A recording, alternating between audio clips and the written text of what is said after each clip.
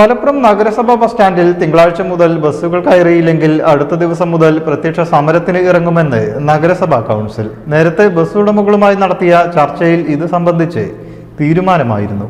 നഗരസഭാ അധികൃതരുമായി ബസ് ഉടമകൾ നടത്തിയ ചർച്ചയിൽ ബസ്സുകൾ തിങ്കളാഴ്ച മുതൽ സ്റ്റാൻഡിൽ കയറാൻ തീരുമാനിച്ചിരുന്നു. അതേസമയം ഇതിന് വിരുദ്ധമായി കഴിഞ്ഞ ദിവസം ബസ് തൊഴിലാളികൾ വാർത്താക്കുറിപ്പ് ഇറക്കിയിരുന്നു. എന്നാൽ ഇതുമായി യാതൊരു ബന്ധവും ഇല്ലെന്ന് ട്രേഡ് യൂണിയൻ നേതാക്കൾ അറിയിച്ചതായും അംഗങ്ങൾ യോഗത്തിൽ അറിയിച്ചു. സ്ത്രീ സുരക്ഷാ പെൻഷൻ പദ്ധതി അപേക്ഷയിൽ കാലതാമസം വരുത്തി എന്നാരോപിച്ച് പ്രതിപക്ഷം രംഗത്തെത്തിയതോടെ കൗൺസിൽ യോഗം ബഹളത്തിലേക്ക് കടന്നു.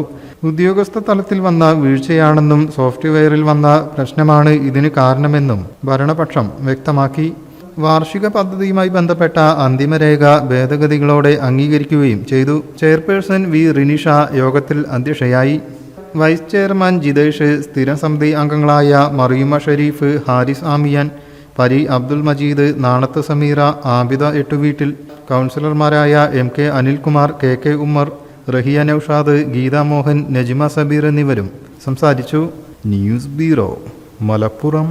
In the heart of Malappuram, where traditions weave seamlessly into modernity, KMT tells a story of unity.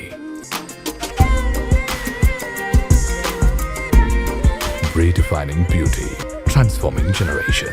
KMT Silks, Perinthalmanna and Kottakkal.